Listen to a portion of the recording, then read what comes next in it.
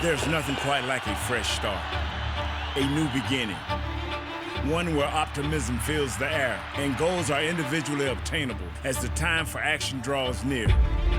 But this journey began long ago. When the calendar turned, so did the attention, leading to long, grueling days, fresh faces, new opportunities, and ultimately upcoming tests. Well, the first test is here. After 230 days of waiting, refocusing, it's time to begin anew. Week 1 is here.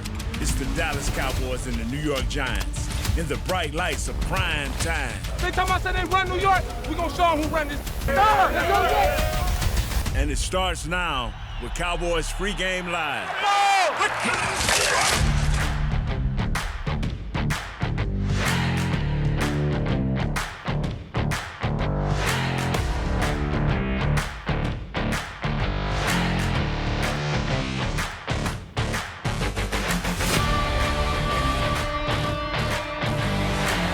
Bright lights of the NFL are back as the anticipation, the wait for the Dallas Cowboys 2023 season is no longer. Giant expectations bring giant obstacles, and the first of which just happens to include toppling Giants in prime time. It's Sunday Night Football. It's the Cowboys and the Giants on Cowboys Pregame Live from the Star in Frisco in the Cowboys World Headquarters. It is year 4 of the Cowboys Pregame Live crew. We've got Barry Church, year number 5 for Barry Church. Yes, You're the veteran of the group, former Cowboys safety. We've got former Cowboys draft pick Isaiah Stanback, Emmy Award-winning analyst up here as well. Congratulations on a great offseason, my friend. Nate Newton, of course, 6-time Pro Bowler, 3-time Super Bowl champ, and 4th year for Nate Newton here on Cowboys Pregame Live. I'm Kyle Yeomans. Soon to be joined by Nick Eatman out at MetLife Stadium, where the Cowboys prepare to take on the New York Giants.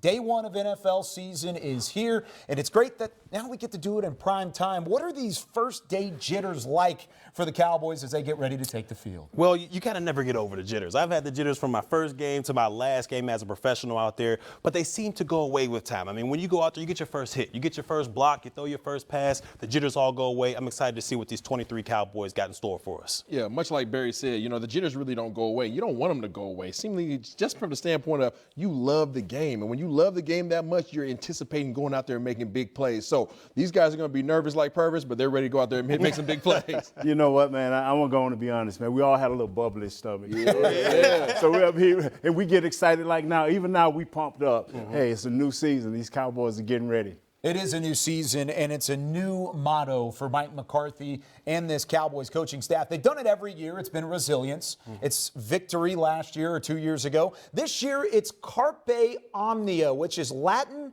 for seize everything. And if you look at the bottom of your screen, you see an empty picture frame with the 5 other Super Bowl teams for the Dallas Cowboys. They want to seize everything here in 2023, and that picture, it says 1,000 words, and it's yet to be written for the Dallas Cowboys. Do you like the motto overall, Barry, and what they brought to the table? Because that's the ultimate goal. They want to lift the Lombardi again. I love the theme. I love the theme because if you look at it, this team has what it takes. They got the leadership. They got the experience. They have the talent out there. Now it's just up for these 2023 Dallas Cowboys to go out there and seize the opportunity. Yeah, that's exactly what they have to do. They have to just simply take the opportunities that are given to them, do the best they can with them, and go week by week. Don't look too far in advance. Obviously, that's the end goal, but you have to take it week by week, and it starts this week with the Giants. I agree with 100% because what we're talking about here is seizing the moment, taking every step and enjoying it as you go, every snap, every down, every series. Just seize the moment, and eventually everything will fall in place so you can make that run. He said he revealed that theme on Monday to the team, and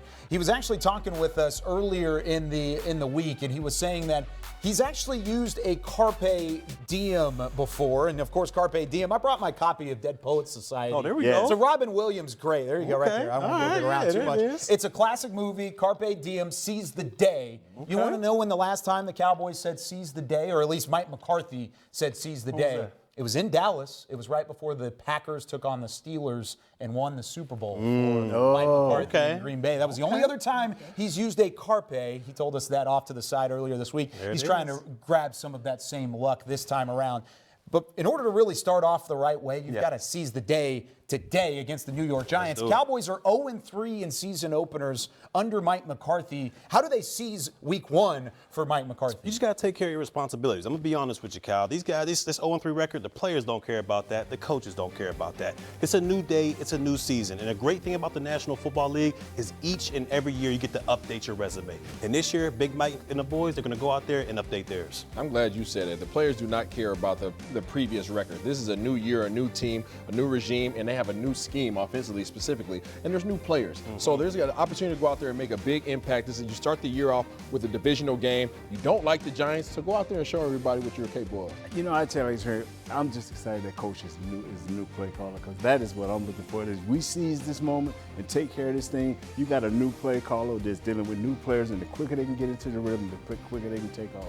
Yeah, the quicker they can get into that rhythm. And it's going to take a lot against the Giants defense that likes to throw different looks, that likes to get after it with the blitz. They're going to try and pressure this offense and pressure the play caller. Do you think this challenge is the right spot for Mike McCarthy to try and unveil quite a bit of that new scheme, or is he going to try and hold back maybe a little? I think he may just try to hold back just a little bit right there. I mean, we got our offensive line ailing just a little bit, and we got 2 dogs in the middle for the New York Giants. When I'm talking about Dexter Lawrence and Leonard Williams, I'm sure we'll dive into them later on, but I can see Mike McCarthy just pressing the brakes just a little bit to start things off this season. Yeah, sometimes you got a Barney Rubble the guard. You know what I mean? Sometimes you got to slow it down a little bit. And the reason being, whenever you've taken a little bit of a break from play calling, you have the opportunity to have what? Perspective. So he's had Kellen Moore, who's gone before him over the past few years, and we've seen where Kellen Moore had emptied his bag out a little bit too early, and teams figured out exactly what they're doing later on in the year, and it made it difficult for the offense. So to your point, I think he'll slow roll it, but with this offense, you can change things up by motions, by formations, and it looks totally different to the defense.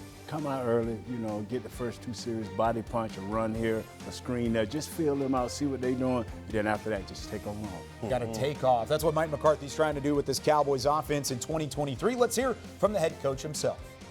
It's week 1. It's a division game. You know, these division games are so important. I mean, the success of your division record, you know, clearly usually affects your playoff, you know, opportunity. So yeah, that's really the way we're looking at it. But, you know, we've had extra time to spend on the Giants. You know, they have the same coordinators come back, so we feel like we have a, you know, pretty good, you know, beat on, you know, what to expect, you know, from, but we also, going back to what I said earlier, 35% of these looks will be different. So, you know, we're preparing for that.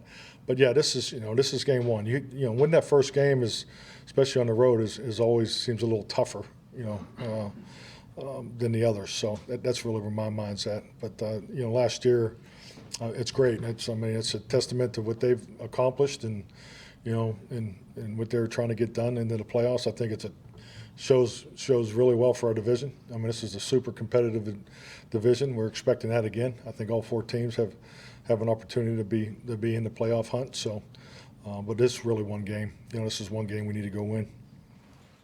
Mike McCarthy going to establish some of that communication with his offense in his first game as play caller since 2018 when he was the head coach for the Green Bay Packers. And with more on that and the communication overall, let's go out to MetLife Stadium as we welcome in our 5th member of our crew, Nick Eatman. Nick, first off, how's the weather? Does it feel okay yet? I know there's a chance of rain in the forecast up in the Meadowlands. Do you feel like there's a chance that could affect the game? Well, I definitely think it'll affect the game if it does rain. We'll see how long it does.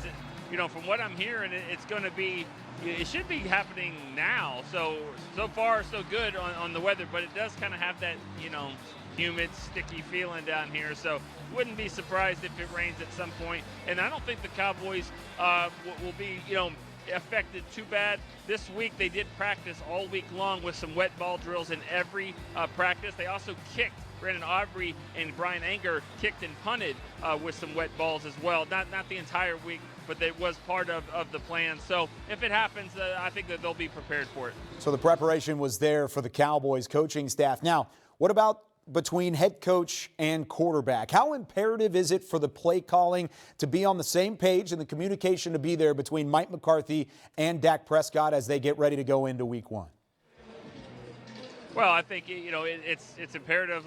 It's crucial. I mean, it has to happen. I mean, they have to be on the same page. And I think, even though it was a preseason game, I think the fact that Dak Prescott was able to call the plays, that should help just, with the terminology and knowing what down and distance, what they like to do, what Dak likes to do, it should help McCarthy as well, knowing, all right, hey, this is what Dak did, so we can call it a meaningless preseason finale, but I think there were some aspects of it that they can take to this game as well. Nick, we've heard all the reports, at least through the media, about the inactives and actives on the Cowboys offensive line. Tyron Smith seemingly able to go. Do you feel like, based off of what you've seen on the sideline, he'll be effective in this game? And how could the Cowboys fill in the void of not having Tyler Smith up front as well? That's a lot of strength that they're missing there at left guard. Chuma Edoga is going to fill in there and play. He's a veteran. All along when they brought him in, I kind of thought he was a guard to me. I know they were playing tackle, and I know you do have an all-pro guard on the set there that could give his opinion, but I always thought that Edoga was a better fit at guard. We'll see what he does in this game. That's where he's going to start out. Tyron Smith. I mean, he's a warrior. I'm sure he's not 100% with that ankle, but he'll be ready to go. It at least to start the game. And I think if they really had concerns, they would have done some and brought some other guys up for this game and have a little bit more protection. I think they feel like he's okay. That's great to hear on the offensive line, of course, going up against the Giants team that was leading the NFL in blitz percentage a year ago. Nick Eatman joining us from MetLife Stadium. Thank you very much, Nick, and we'll talk to you again down the road as Nick will join Stephen Jones as the pregame coverage continues here from the Star. We welcome back Nate Newton to the guitar pick. And Nate, overall, this offensive line missing a lot of strength on that left side. How do you anticipate that to look for the Cowboys going up against that really blitz-hungry Giants defense? I think you should have run it just a tad bit more, whereas normally we're probably out of 70, 80 plays, we'll probably throw the ball about 60 times. I think we should kind of even that up a little bit and try to give these guys a chance early in the game to get to know one another. Tyron Smith played 17 games. That's just 17 in the last 3 years. Reminder, it's 17 games per regular season for the NFL rules. Now he's only played that amount of games in the last 3 seasons. Tyler Smith on the other side started all 17 games as a rookie. So how much do you feel like this plays a factor? The fact that this is the first time the Cowboys have been without Tyler Smith since they took him in the first round last year. I tell you what, one thing that this kid had last year coming in, he was physical, he was mean, and he was rough. Going into the inside, playing against Dexter Lawrence and guys like that, it will give him a chance to be physical. But now he's not there, so I think they'll probably Doga or maybe a young TJ Bass. We have to be a little bit more careful. Like I said, we're going to have to run the ball a little bit, be a little bit more about play action pass to give these guys a chance to get some type of rhythm. Yeah, overall, good news on the offensive line, though, because they locked up Terrence Steele, the new $86 million man. 5-year extension for Terrence Steele, who was an undrafted free agent out of Texas Tech. You talk about the extension. This is really earned for Terrence Steele, even though he did miss the final 6 games last season, regular season, and in the playoffs. Was this as deservingly so as you could get on that offensive line? Like you said earlier, man, this guy here came in here, man, a tackle that everybody wondered about. I believe that by them believing in him and continue to work with him, this guy's developed into a top-notch run tackle, and he's better than an average pass blocker. He bends his knees. He's unstoppable. He's a play-action pass type guy. He likes to run the ball, but the more he put his hands on you, the more confidence he have, and then he becomes a great pass protector. This was a great find, and this was a great sign for the Dallas Cowboys. Why was extending Steele such a priority for this front office to get it done before the season even began? It's just about continuity. If a guy knows where he's standing, especially coming off an injury like that, you believe in him, that he will give you his all, man. This guy's dedicated. I saw him in the lunchroom. I don't think this guy stopped smiling since Zach Martin showed up to camp with his new bag, and now he got his bag, that whole right side full of bags, baby. So they feeling good. How much are they going to rely on him now without Tyler Smith on that left guard spot? And Tyler Smith was really your swing tackle at that position. Now that he's inactive, how imperative is it for Steele to remain healthy and remain active up front? It's everything, because even last year when he left out, I think we dropped off about a foot or two for us how we was rushing. I think we went from maybe 4-point-something to 3-point-something with him out. So he's a big part of that run game, and he, like I said, he's a play-action pass tackle. That means he loves to get his hands on you and run and knock you off the ball. And like I said, it gives him confidence as a pass protector then, as if he can put his hands on you. Terrence Steele active, Tyler Smith inactive. Here's the rest of the inactive list for the Dallas Cowboys, because overall there are some names up here that will be missed for Dallas, including Tyler Smith down there toward the bottom. But Jordan Lewis, who, if in the past has been dealing with the injury, broke his foot last year, midway through the season. He was added to the active practice squad, but still not something that the Cowboys are ready to throw out there in terms of a game action. Same thing with Donovan Wilson as he works his way back from injury. The third quarterback, Trey Lance, he's off to the side as well. There is a third quarterback rule where he would have to be active in order to be elevated in terms of the active roster if need be. The emergency quarterback rule new in the NFL this year. And then rookie wide receiver and rookie edge rusher Jalen Brooks and Viliami Fehoko, the other inactives for the Cowboys. Anybody stick out there for Jordan Lewis, Donovan Wilson? Couple starters not on the mix. You know, you just would like for Donovan Wilson to be there, but I think with Gerard Curse, Malik Hooker, and Bell and McCormick, they'll be able to cover that up. Now, Jordan Lewis, we putting Bland in the middle now. We bringing him down to that slot. I thought he was pushing last year, Lewis. Now he'll get a chance to show us what he can really do as a full-time starter. And sticking with that offensive line, Tyler Smith inactive. You saw it up there on the list, but now you move to the reserves. And there's always been a question, at least throughout the offseason, of what the depth looks like for the Cowboys offensive line. Do you feel more comfortable now that Chuma Edoga is healthy and he's able to plug in for the missing Tyler Smith at the left guard spot? I thought it would probably be Austin Richards, but they believe in his guy because he's a veteran. He played last year, so he's a veteran guy, and they like him. But I thought it would be Austin Richards or maybe even T.J. Bass. But these guys know more than I know, and I put my faith in Mike Solari. What did you see from Edoga while you were out at training camp and he was able to practice prior to that injury? Did you see anything that stood out about the veteran? To be honest with you, Kyle, not enough. I saw him just go through one or two drills, and all of a sudden he was hurt. Yeah. So I didn't see enough. But like I said, I saw enough of the other guys to make me feel confident that they don't feel good about him as the game go on. I think Austin Richards can come in and fill in at that left guard. And he's certainly going to be challenged. Of course, a veteran that was added this offseason, Stephen Jones in the front office, very adamant that they have confidence in Chuma Edoga. He does have some guard tackle flex, but they feel more comfortable with him in the guard spot. So now that Tyler Smith is out, he's able to slide in there. He's going to be faced up with this front seven for the New York Giants, including Dexter Lawrence. 54 pressures in 2022, trailing only Chris Jones for the most by a defensive tackle in the last season. How much is he going to challenge Chuma Edoga in the interior of this Cowboys line? I think he got paid this offseason. This dude is a beast. He's athletic. He can stop the run, and he can get up the field and sack the passer. Like you said, all the pressures he had, he's going to be a handful.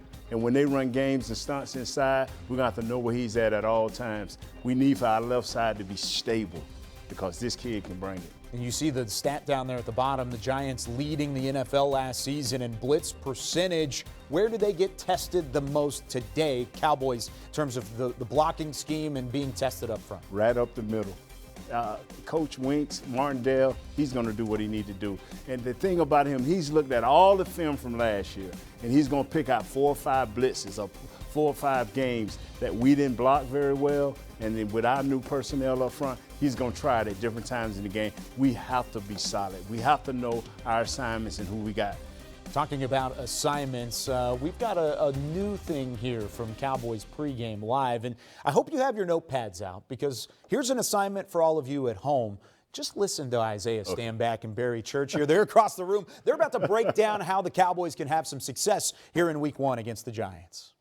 All right, so now the stats are out. You guys know exactly how often Wink Martindale likes to bring the pressure. You know what I'm saying, Barry? He likes to heat these things up. You know he does. Dak Prescott has to have his head on the swivel, has to be able to acknowledge and identify exactly what's going on defensively. So I brought my backup, my guy DCBC, with me today. And you know where we got to take everybody? Where we got to take them? We got to take them back to school. Let's do it. Yeah, we got to take these guys back to school real quick so that we can make sure that you guys are the smartest ones in the room. We're going to take you from the perspective of an offensive player and a defensive player. All right, so as we come to the line of scrimmage right here, first thing you have to acknowledge if you're Dak Prescott is what is going on in the secondary. Let me identify. How many safeties are there? Well, there's one safety that's back here, okay?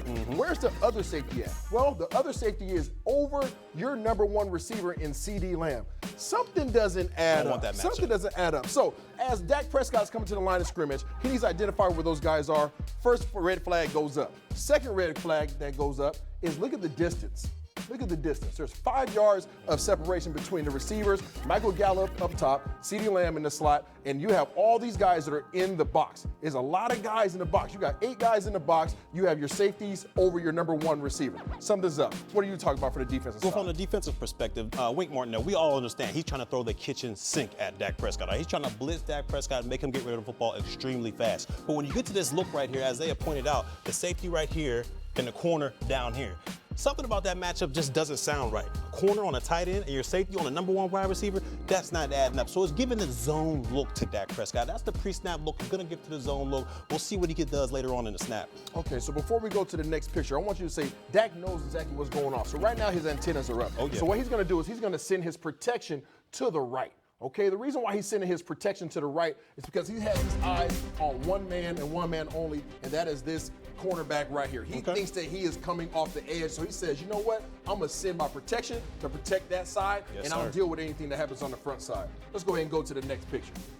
All right, so as the play starts to pan out, all of a sudden, we just said your eyes need to go where? To that corner. To the corner. So Dak thought pressure was coming from here, when in reality, the pressure was coming from where? Pressure was coming from right here, right at the outside linebacker position, and he is coming to the backside. So when we have linemen blocking away, okay, and we have blitz coming from that near side, now all of a sudden you have to have an option. What's the defense thinking about? Well, the defense right here, we already know this guy right here is coming, this linebacker right here is coming off of the edge as we see right here. And as you just said, the line is going to slide to the right because Dak thought it was coming from the corner side. So when the offensive or from the defense perspective, you should have a free blitzer over there. Who's going to be there to pick up that blitzer if the line is sliding to the right? Well, if your line is sliding to the right, then I have to make sure that my running back is coming and filling up any gaps. Also, we have things that we call on offense called hot routes. Okay, hot routes are alternates to our routes, okay? So you have tight ends that are going to sit into a hole. You have your receivers that are going to shorten up their routes because they realize, hey, red flag, I need to give an outlet for my quarterback.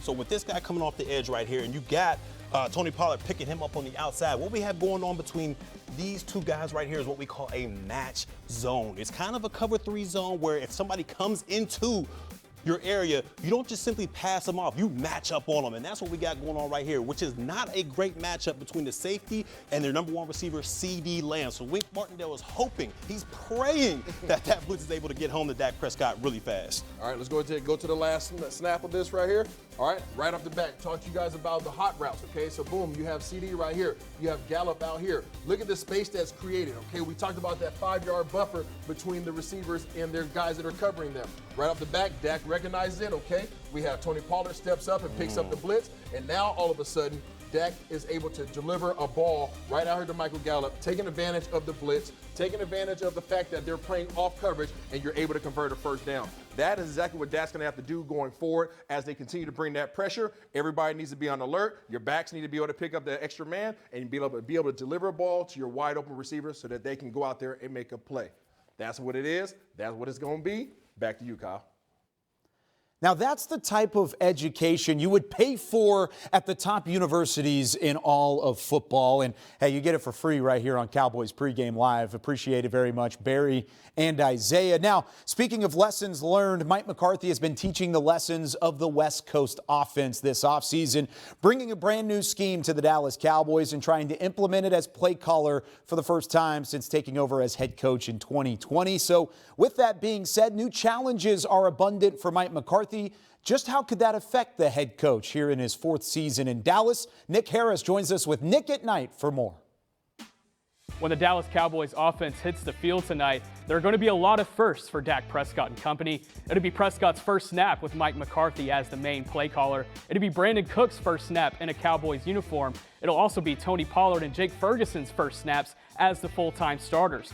Despite the newness, Mike McCarthy said in Oxnard on August 14th that he feels like the preparation that the team got during training camp will prepare them for Week 1 a lot better. I've done it both ways. I think where your team is, what do you think of your team? We feel very strongly about our roster. The flip side of it is, and the most important side is, do you have the training available to make sure your team is ready for Week 1? Looking back at previous season openers in Mike McCarthy's time in Dallas, the Dallas Cowboys are 0-3. We could go back to last year. Dak Prescott was on his way to having one of his worst single-game performances in his NFL career before suffering a thumb fracture in the fourth quarter against Tampa Bay and stumbling to just 3 points of offensive production. Going back to 2021, while Prescott was on fire, it was the running game that struggled. Ezekiel Elliott and Tony Pollard combining for just 47 yards on 14 attempts. And in 2020, despite no team in the NFL having a preseason due to the pandemic, the Dallas offense suffered mightily on third down, going just 3 for 12. So what gives? What gives McCarthy confidence going into week 1 on the road against a divisional opponent? That'll be for Mike McCarthy to answer later tonight if things don't go well, or for him to take a victory lap around if they do. Here's for hoping for the latter. Happy football season, everybody. Back to you, Kyle.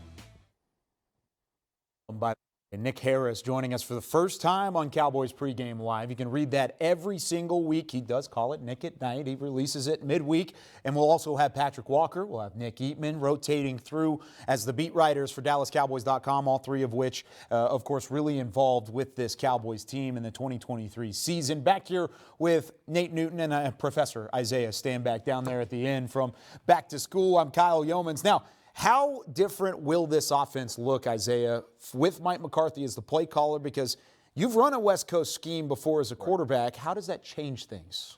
First of all, I need to temper everybody's expectations. This is not going to be the offense of what you have come to know and love from the Dallas Cowboys of recent years. It's not going to be as flashy. It's not going to be as deep routes in terms of ball being pushed down the field, aside from play action. What the ultimate goal for Mike McCarthy is ball control. He wants to win. He wants to win the time of possession, especially when you have a defense as dominant as Dan Quinn's. So you want to play keep away, control the line of scrimmage, run the ball, short down the distances the entire time, high precision passes for Dak Prescott, and then when the team is starting to commit to the run and starting to try to stop Tony Pollard, then you hit him over the top with your big play action passes to CeeDee Lamb and Brandon Cooks. And what do you mean by controlling the clock? It ain't about at the end of the game, we have 3 more minutes than anybody else. What it means is if our defense has been on the field for 9 minutes, to come out and call the proper plays. You want to call shorter passes. You want to call more sure runs, passes and plays that your offensive line can block with a high percentage of success. What you want to do is right before the half with a minute left, you're up by 3, you want to call the proper plays to give your defense a chance not to come back on the field. At the end of games, when you have a lead, you don't want to go out there like in Jacksonville and call 3 straight pass plays and put your defense right back out on the field with a great quarterback. That is what he means about controlling the game. Tell him how it is, Nate Newton. I like how you just broke that down. Now, the last time Mike McCarthy was the play caller in Green Bay, his final 3 seasons as play caller, 2016 through 2018, the Packers were in spread formations 67% of the time. That was second in the NFL. Last year, the Cowboys averaged 6 yards per play out of spread formations. That was 17th. So middle of the road, but this is a completely different look, and it stacks one on top of the other. And it starts with your head coach and your play caller, but next up is Dak Prescott. Next up is your quarterback. Isaiah, how will this new look benefit Dak behind center? Well, it's going to give Dak a lot of easier decisions, okay?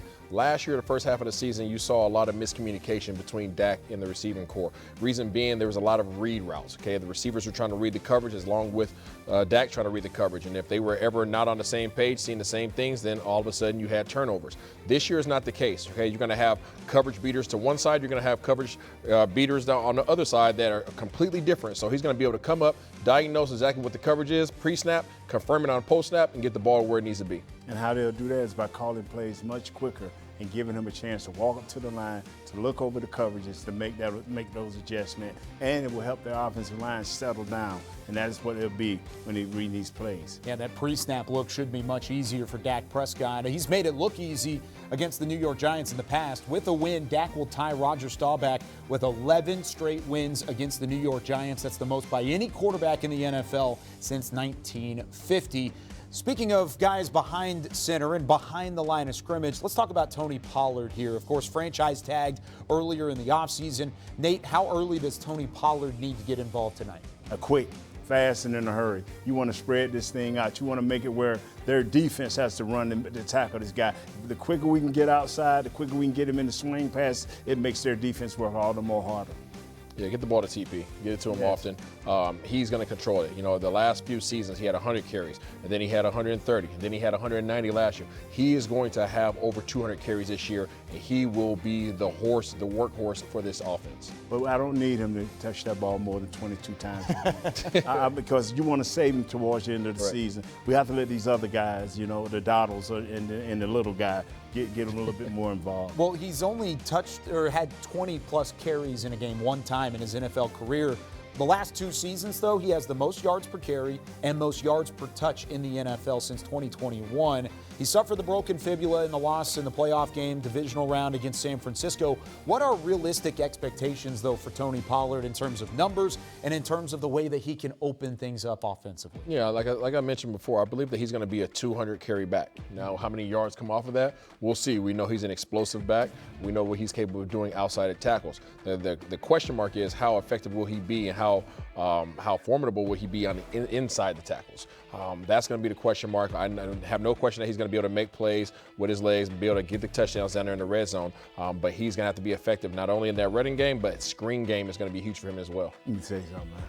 With them 2 guys we got outside, you ain't going to be able to cover this thing up with CD and Cooks out there. You ain't going to be able to cover this thing up with Michael Gallup. You ain't going to be able to cover this thing up. You spread this thing, put that boy Ferguson that tight end, and you do whatever you want with this young man. I'm telling you, he's going to be all world at the end of the year. A career high 1,378 scrimmage yards last year and 12 touchdowns. A great 2022 season for Tony Pollard. It was also great for CeeDee Lamb, who was top 4 in receptions, receiving touchdowns, and he was 6th in yards. How high is the ceiling for CeeDee Lamb? One of those 2 guys on the outside, Nate, that can open everything up. I'm tell you what, by adding Brandon Cooks gives CeeDee Lamb the chance to be who he really is. He's a mid-range guy that can go long distance. He wants the ball early and often. If you give it to him early, he's going to make some things happen. Look for his yards to go up by 200. Look for his touchdowns to be about 3. And you know what? Look for the big plays to be exciting.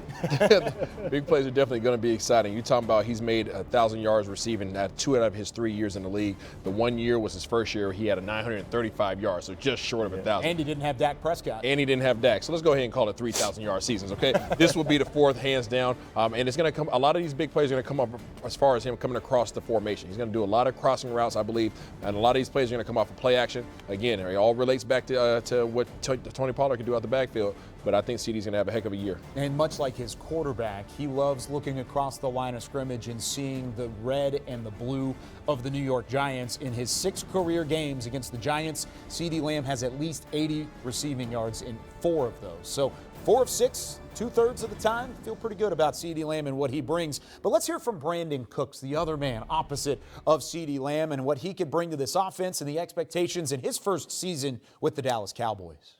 Yeah, no, I mean, division games, you know, as we all know, is so important in this league. You know, that's the tell of a lot. But the fact that it's week 1, you want to get off to a fast start, really to be able to get that ball rolling. I know you've had a few week 1s in your career, but been in Houston the last couple of years. Is there any extra excitement, though, to be week 1 here with the opportunity to do that unmentionable? Yeah, I mean, no, you know, it's definitely exciting. Obviously, you know what they've been fighting for around here for a long time. But, you know, I'm just hoping that I can add to that fire to be able to get over that hump. But like I said, taking it 1 week at a time.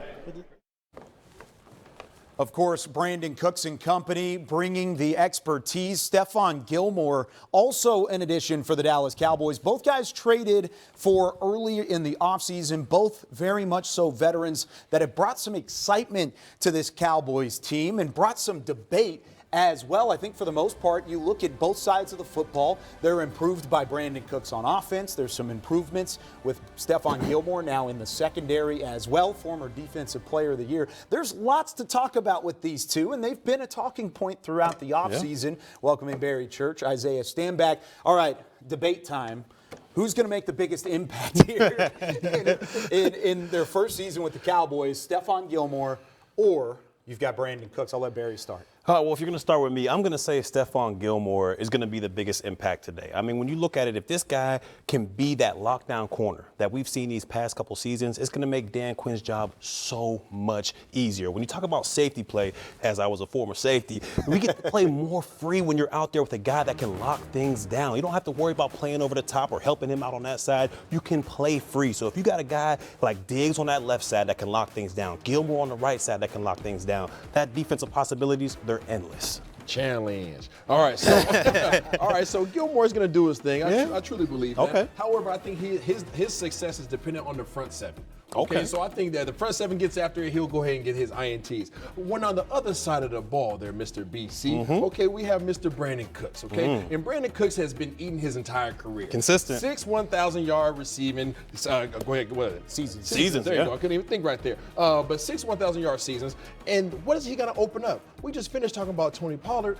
If the defense tries to go ahead and play it in the box, they're going to catch a over the top, okay? But they're going to have to sit back and respect Mr. Brandon Cooks. He is the fastest man on the field, and whenever the offense steps on the field. So what are they going to do? Safeties have to back up. When safeties back up, TPE. So other people are going to be the benefactor of Brandon Cooks, not the other way around. See what you did there. That's interesting. Here's the thing. I'm the self-appointed judge here, but you look at both sides of the football, the defense last year was what? Elite. It was. This was an elite defense in 2021 and 2022. But now you look to the offensive side, what were they in 2022? They were above average. They were a decent offense. I think Brandon Cooks can take this offense further than Stephon Gilmore could take the defense. Now, good point. That's just because the defense has already been there, done that. That's true. The offense has further to go, and I think an addition like Brandon Cooks could open things up. But don't worry, Barry. We've still got more debate going on. Round two. We've got debate already happening. Let's take a look at some of the pieces that were added for the New York Giants this offseason. Darren Waller, who we've talked about already, just as an addition. We'll have more on him later on as well. Parents Campbell, John Michael Schmitz, the Minnesota center, taken in the second round, trying to beef up that offensive line, and they also beefed up the track speed as well. Jalen Hyatt, who was clocked as the fastest receiver in game action last year in college football, and Jalen Hyatt, of course, a Biletnikoff Award winner out of Tennessee. They've tried to add some of that speed. You add some of the beef up front and those weapons on the offensive side of the football. Who do you think is more of a problem, though, for this Cowboys defense? Saquon Barkley, who, of course, has been with the Giants for quite some time, or the new addition in Darren Waller? Look, I'm going to go Darren Waller 100% right here. Like, I understand Barkley, he's explosive. He's one of the most explosive backs in the National Football League. But over the past couple years, the Dallas Cowboys have done a great job in bottling this man up. In the 8 games they played, 464 yards, 3 touchdowns. So they kind of bottled him up over there. But when you look at, and by the way, he's what, 1-7 against the Cowboys when it's just Barkley? That's not a good record. But when you look at the guy like Darren Waller, he brings something to the New York Giants that they haven't had since probably Odell Beckham. And that's a threat on the outside, which overall makes that offense a lot more balanced. So I'm going with Darren Waller is going to have the more impact than Saquon Barkley. Let's see what you did there. Okay. I hear you, and I'm going to raise you. Raise it up. The reason why I'm going to raise him is because Saquon Barkley is hands down the most explosive back in the game of football next to Tony Pollard. That is. The reason being, because this dude is a lightning bolt in the backfield. We always talk about how he relates more so to Barry Sanders than anybody else has ever in the game. So he has the ability to be able to make you miss no matter what you want to do. You better bring 2 people because the first man's going to miss. Then he has the ability to catch the ball as well. This dude is just as good a receiver as Darren Waller, just doesn't have the size. Now, Darren Waller's going to be able to go out there and run and catch and do all those things and go ahead and post you up. But guess what? He has that hamstring that's been bothering him for years and years and years. Saquon Barkley has been getting bottled up by the Dallas Cowboys, but guess what? Brian Daboll is tired of that. He's going to try to find a way to get Saquon the ball early and often. So Saquon Barkley last year against Dallas in game 1 against the Cowboys, 14 carries for 81 yards and a touchdown. That's a decent stat line. It's an okay stat line. It was the second game that really Dallas got the better of them on. 11 carries, 39 yards, and a touchdown. But I got to ask the question. Barry is the former defender on this crew. Yes, sir. Who would you rather hit, Darren Waller or Saquon Barkley? It depends. There's circumstances to that because if it's open field, give me Darren Waller. If it's open, but we're talking about it in the phone booth. Give me Saquon Barkley without a doubt. But overall, I'm going to say I'd rather hit Saquon than Darren Waller. Oh, you're an offensive guy. I don't know how much we can add to this. Listen, I've seen Saquon squat before. I don't want no parts of any part of it overall. I like it. Very nicely done from both of you gentlemen. But the guy who's going to have to go up against Darren Waller is Jaron Kearse. Of course, coming down from the safety spot, you're already missing a guy like Donovan Wilson, who was the enforcer on this Cowboys defense. Things are going to be interesting for Dallas on how they fill his void. Jaron Kearse up against the tight ends, that's almost a lock. Let's hear from Jaron as he prepares for the matchup with Darren Waller and the Giants tonight. As far as him having Darren Waller, played him when he was with the Raiders. One of the top tight ends in this game. Definitely going to be a good battle, and I'm looking forward to it. What's the challenge? My opinion, he's one of He's one of the top two tight ends in this game. He can run, he can catch, he can move after the catch. So he poses a threat who's ever going against him. But like I said, I faced him before, so I got some familiarity with his game, and he probably does with me too. So like I said, it's going to be a showdown on Sunday night.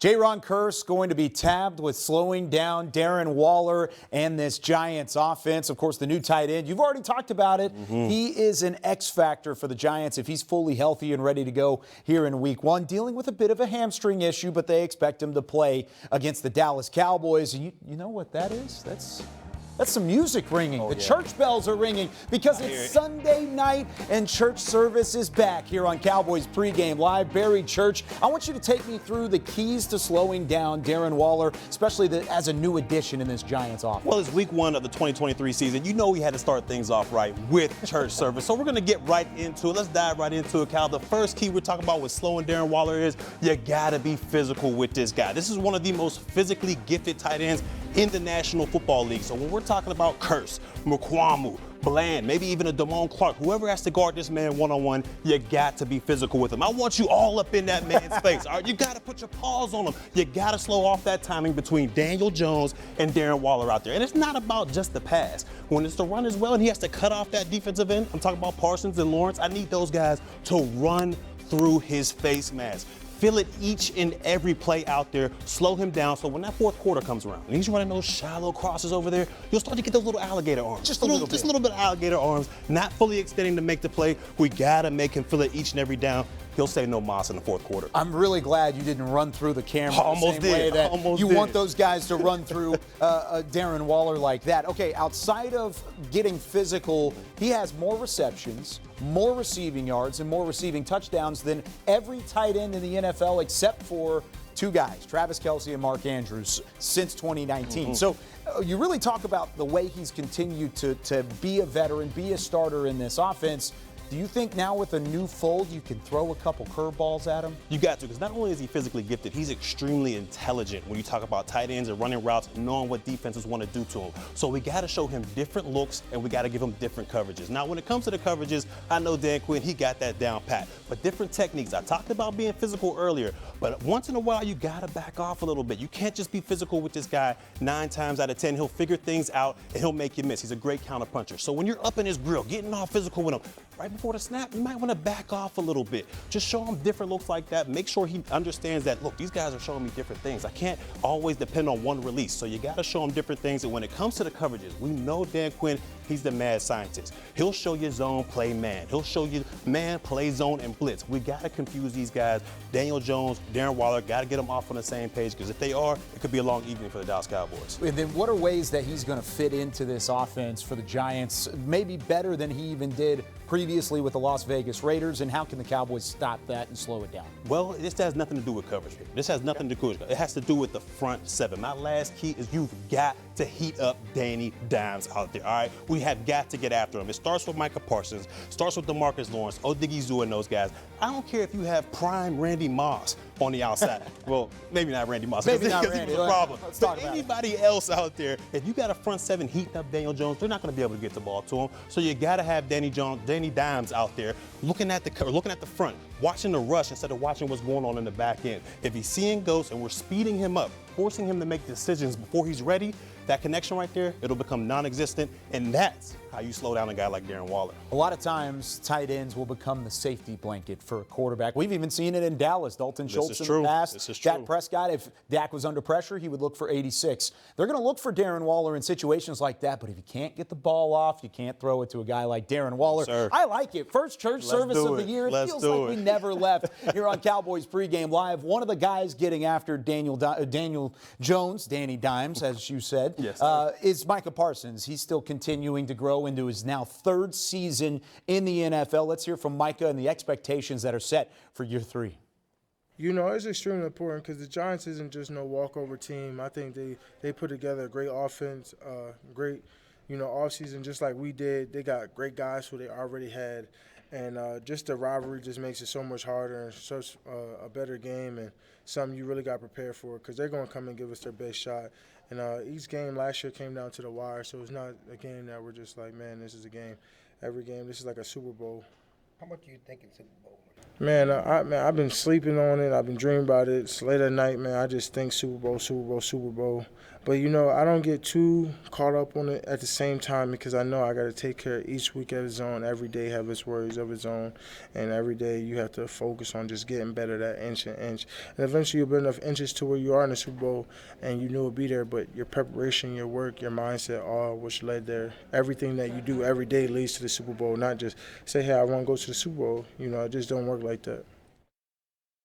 We know it's week 1, but the expectations have been clear for the Dallas Cowboys, both in-house and outside of it. This roster, with the additions of Brandon Cooks, with the addition of Stephon Gilmore and some of the guys they've brought back on defense, the expectations are through the roof for the Dallas Cowboys. And they're also there for Micah Parsons, both internally and externally for Micah. What are your expectations for Micah this year and what he could bring to the table? I just need him to continue to be that dog on the field that he's been these past couple years. I mean, he is the leader of this defense. And you saw this offseason, he's becoming more of that vocal leader as well, kind of showing these young men that this just follow me and this is how we're going to get it done. But if he can continue to be that dog year in and year out, game in and game out, I have no worries about this Cowboys defense. Yeah, I'm not a big stat guy, Kyle, but I just want Micah to continue to be a game record. That's what he's been over the past few years, 13 sacks, 13 and a half sacks.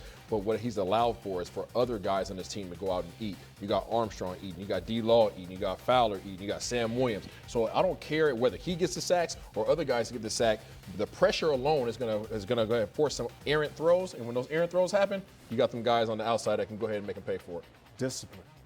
If Micah Parsons is disciplined in who he is and what he's doing, he wants to be this premier defensive end, outside linebacker, he has to be disciplined. Like you say, if it's a game, complete the game. If you got outside contain, get outside contain. If he's disciplined and mature in what he does, this team will take off. Isaiah may not be a stat guy, but I think the stats do tell the story sometimes. By the way, second in the NFL with pressures on 17% of dropbacks last year. The only player that had more than Micah Parsons last year was the rookie Aiden Hutchinson with the Detroit Lions. So speaking on the percentage of pressures and the percentage of dropbacks that Micah Parsons had, it's about effectiveness. Can he continue to be effective through an entire 17-game season and not just front load the success here in 2023? I think they're going to have to continue to manage his workload, and that's hard when you have a Lion that's as hungry as he is.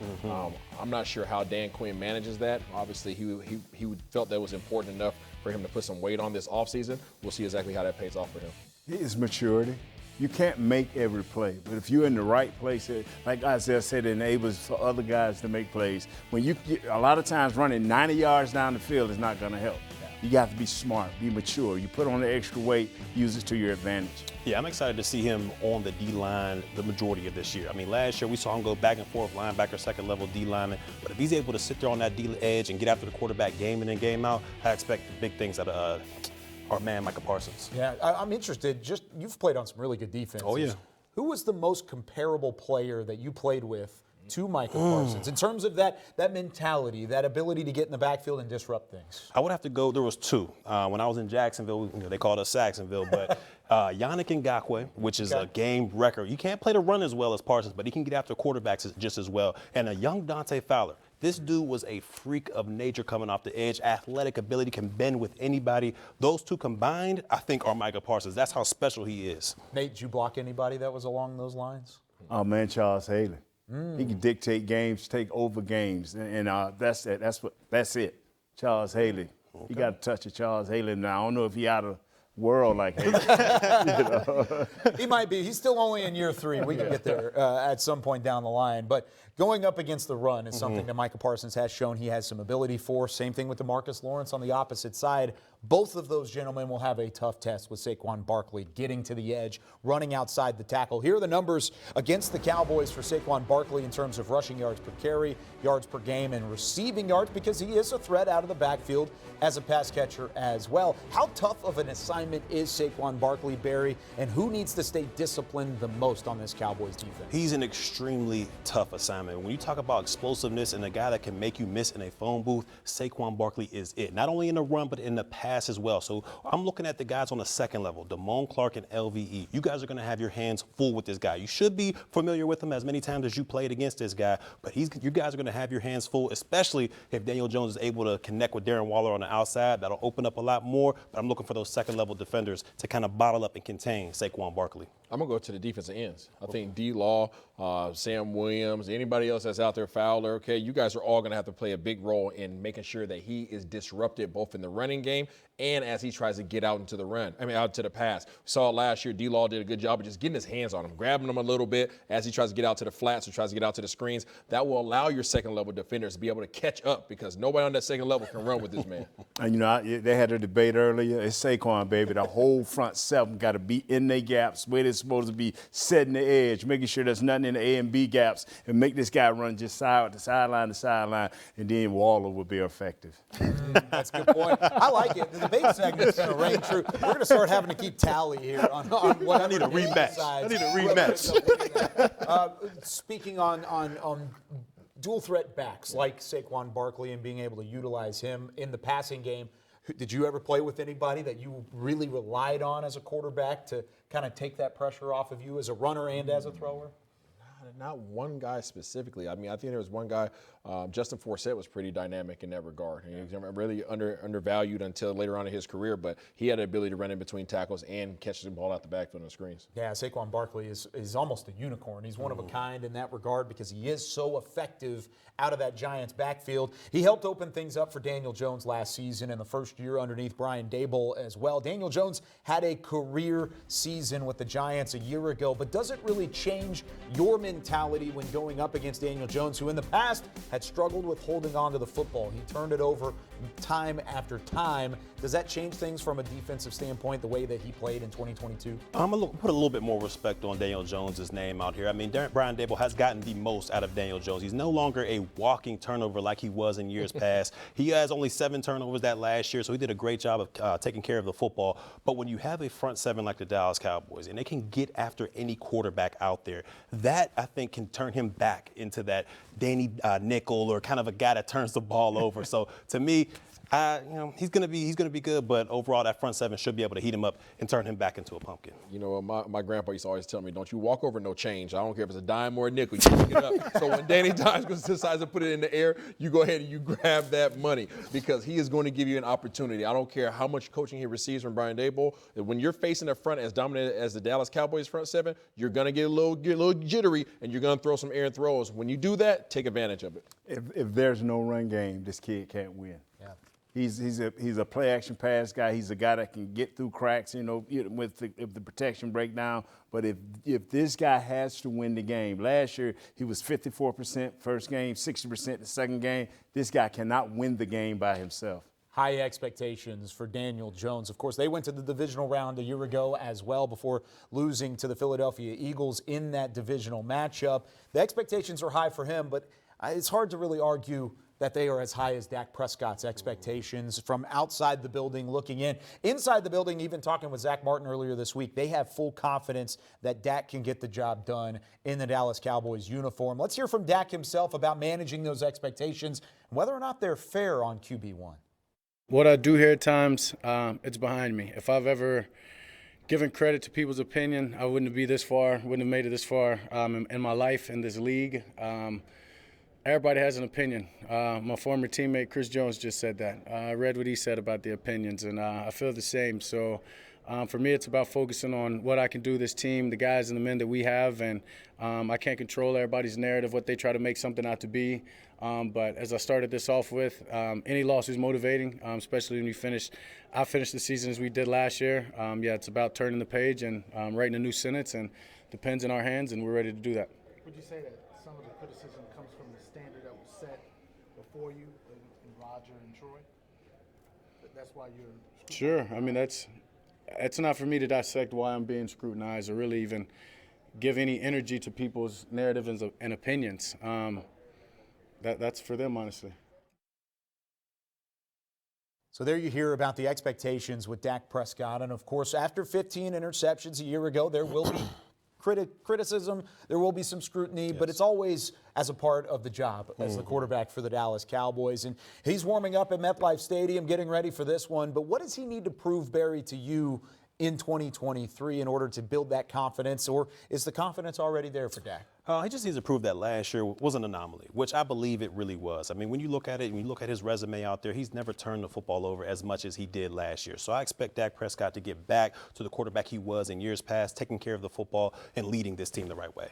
I agree. I don't think that he needs to prove anything per se, but I do want to see him improve on his ball location. It's going to be very, very important that he is on point with his decision making and then on point with his ball location, because there's going to be tight windows in this particular offense. And if you miss even by an inch, tips and overthrows, you got to get those. You know what? I just believe this here. This guy got 3 receivers that know where to be. And you've said it over and over, Isaiah, that it's about precision and timing. So it's not only on Dak, it's on our receivers to read what he reads. Right. That's why they're going to get out of the huddle early so everybody can be on the same page. Like we talked about, the confidence is there from the front office, from the coaching staff, and then internally with the team around Dak Prescott. Did throw 15 interceptions to lead the NFL last year. He's got to find a way to trim those down, and by that point, you feel like you're a completely different offense with Dak Prescott at the helm. I think without those turnovers mixed into the fold. Speaking of the front office, let's go back out to MetLife Stadium. Nick Eatman caught up on the sidelines with Cowboys COO Stephen Jones prior to kickoff. Thanks, Kyle. And once again, we're joined by Stephen Jones, Cowboys Chief Operating Officer. And just now, he just told me he's excited. You want to see this group. Is it always like that week one? You're just not really sure what to expect? Well, especially after the last couple of years, as we all know how Mike treats, our starters, our established starters. You don't get to see much of them, and certainly not as a unit, other than in practice against each other. So I'm fired up to see what's going to happen tonight. Obviously, a lot of confidence in what we've been doing, but both offense, defense, and special teams. But it'll be entertaining to see how all these guys come together, how they work Cooks into the mix, and then, working Gilmore and Mozzie and all that crew over there. It's going to be a fun evening. Well, we wanted to see that T. Smith on that left side, Tyron and Tyler. Tyler's out of this game. Tyron was banged up. What are you expecting from that left side there? Well, we got guys who'll step up. I know Chuma's been working hard this week. He had missed some time earlier in camp leading up to last week, but I think he'll step up. He's played in this league. We really liked him when we signed him, and then, of course, T.J. Bass is expect him to see him as well at that left guard spot. Obviously with Chuma coming off that 2 or 3 weeks without practicing, we want to make sure we don't get him overdone tonight. What about your quarterback, Dak Prescott? I mean, he's so much said about the offseason. He had some interception issues last year, but just the way that he's come back this season, are you expecting huge things from him? Well, this guy's just got the it factor. I mean, he's a leader. He knows how to overcome any type of adversity, and certainly I know everybody wants to focus on last year. He's focused on going forward in this year, and certainly has a lot of confidence in what Coach McCarthy and Coach Shoddy have in store for this offense. A lot of confidence in it, and feel like he'll really do well. Well, you talk a little bit about your Micah Parsons on the other side, number 11 there. He's been like a guy that's just been caged up. New England just beat it looked like there was a huge play. I thought the Giants were coming onto the field, but I think what happened was it was maybe a touchdown by the Patriots. Everybody, that's one thing these fans have in common. They want to see the Eagles lose. We all have that in common, absolutely. I was going to ask you about Micah Parsons, though, real quick. Nobody's been able to block him. Are you excited to finally just let him go? He can finally hit the quarterback today. Well, I think I love Dak's quote. It's going to be great to play a team that doesn't have number 11 on it, which he's been disrupting our practice all in the preseason, certainly leading up to the regular season here. So it'll be great to see Micah, but it'll be great to see Micah not going against us. Could have some weather issues at some point. You guys have practiced with some wet balls this week. Any concern at all if it gets wet? Not at all. Mike's got him prepared for that. As you said, we practiced with wet balls this week. I have all the confidence in the world. We'll be fine, whether it rains or it doesn't rain. All right, let's get a victory here. This is Stephen Jones, Cowboys Chief Operating Officer. We'll throw it back to Kyle and the crew. Thank you very much, Stephen and Nick, on the sidelines at MetLife Stadium. Again, 7:20 p.m. kickoff on NBC. Cowboys and Giants beginning the 2023 season in style. As we wrap things up here on Pregame Live, presented by WinStar World Casino and Resort. We've got Barry Church, Isaiah Stanback, Nate Newton. I'm Kyle Yeomans. Barry, it's time for Keys to the Game. Okay. I want you to tell me how the Cowboys can start 1-0 this season. Oh, you got to make New York one-dimensional, all right? You got to shut down Saquon Barkley and force New York to rely on Daniel Jones' arm. Just like my man Nate said, he can't win it by himself, and I don't think they will. Okay, I see you. I'm going to go with the good old TOP. What's that stand for? Time of possession. That is Mike McCarthy's goal with this new offense. I need to see them go ahead and go out there and execute it without the turnovers. Strength. The strength of this team is the defense. And that time of possession is what we're talking about. Coach McCarthy got to make sure that our defense stays fresh so they can win the game at the end. I like that, staying fresh. And throughout the season, of course, I've got my card throw. I want not one, I want not two. I want 3 different turnovers for this Cowboys defense. I want to turn Daniel Jones back into 2021 Daniel Jones. Get the football back, get it to your offense, give them some more opportunities, and that's how the Cowboys are going to win this game in Week 1 and go to 1-0 on the 2023 season. This has been fun. We're going to be here every single week, 1 hour prior to kickoff. Cowboys pregame live from the Star in Frisco. We may even make a trip or two out here in 2023. We'll let you know on that one. For our entire Dallas Cowboys crew, for Barry Church, Isaiah Stanback, Nate Newton, Nick Eatman out at MetLife Stadium, I'm Kyle Yeomans saying so long until next week. Enjoy the game, everybody. We'll see you afterwards for Cowboys Game Night.